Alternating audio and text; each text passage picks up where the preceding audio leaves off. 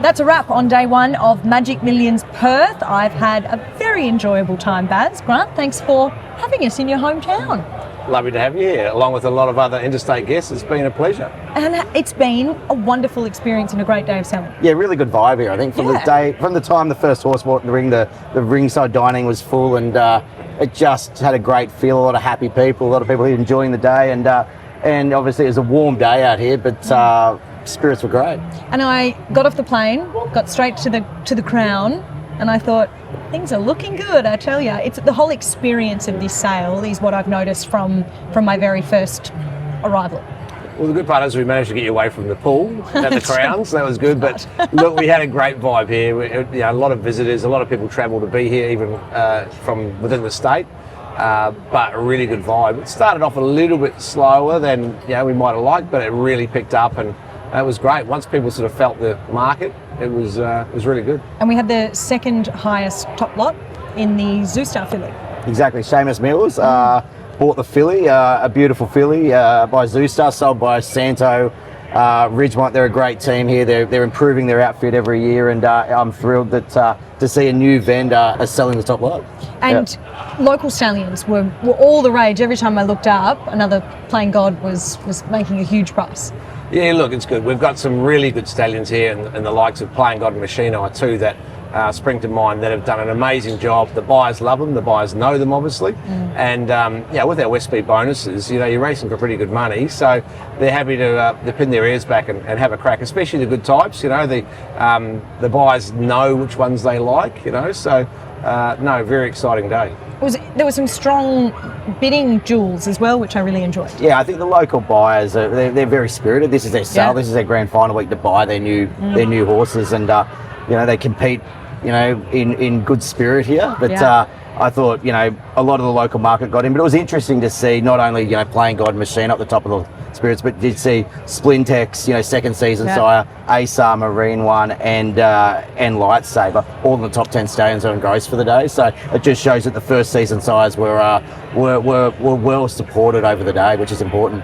And one thing, Grant, I really noticed just walking around and chatting to people, having not been here before and not having met a lot of the vendors, was the camaraderie and the genuine sense of spirit that they had with each other, particularly when their horses sold well. I know Greenfields had a great day, and the emotion from the whole team was raw. Yeah, absolutely. Like, it's a small industry here, and everyone pretty much knows everybody. So they're all cheering for each other. As Barry touched on, we've got some new horses, which is really great. It's great that people are investing. So, other people, other breeders want to see them do well. So it was great to have that first crop of those horses go through, and there's some really good results. So let's hope they can step onto the racetrack and do a great job. So it was a very encouraging day. Great camaraderie, as you mentioned, and let's hope for a bit more action tomorrow. Yeah, well, I'm coming back too, by the way. I really like this. And even the second top lot, the full sister to Bustler, to see obviously Gray Williamson bring the filly here. He's had great luck with that pedigree here at the sale, and to be bought by another breeder, another successful breeder at the sale in Eddie Rigg. It's a important component to be supporting each other and supporting the local breed and supporting the state. And I thought today, when you look at the numbers, having a gross sale of almost 15 million and a clearance rate of 82%, and on average it's nearly up $20,000 on last year, 87 to 106. These are numbers that they're all great numbers that we're working towards. And we talk stats, but even some interesting stories to come out of today with Boomer purchasing for Hong Kong as well. Things like that are really interesting and a different angle. Yeah, we had 3 individual buyers from Hong Kong. Obviously Hong Kong's a market we work very hard at, and have obviously the Hong Kong Jockey Club buy their first horse here in Perth, I think ever, was fantastic. And to be supporting, not only buying a horse here in Western Australia, but buying one by the local sire, Playing God, is something that's a real kudos to the state and the sale. And Neville Parnham bought lot, I think it was 169, and when I went to have a chat to him, he said, I've trained this whole page down to the Grand Dam. Yes, he's a great judge, Neville. He's a great supporter. But a lot of the time we stand out there, Neville trained the mother, I am the father. So it's it's terrific. Like, we've had our local guys really stepped in.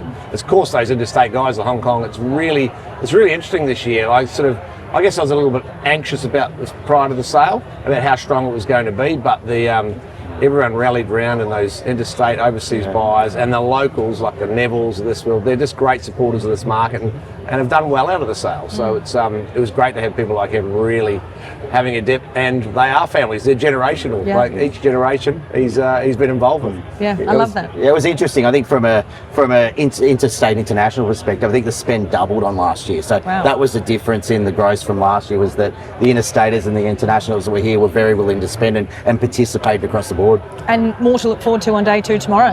Yeah, absolutely. And I think we've got plenty of nice quality. It's a 2-day sale, so it's a short sale. And I think that was evident today with the good quality stuff. A lot of those interstate buyers come, they have a look and they go, gee, that's a nice horse, and they'll buy. So hopefully, again, that flows over tomorrow. With a strong market today, hopefully it establishes a good sort of platform for us to launch into tomorrow. Absolutely. Bring it on. What do you say, Baz? Looking forward to tomorrow and pleased with today. And I think, as Burnsy said, I think tomorrow's got a lot of opportunity. Obviously, 10 a.m. in the morning here, and looking forward to seeing what happens. We'll be back to do it all again tomorrow here for day 2 of the Perth Magic Millions Yearling sale.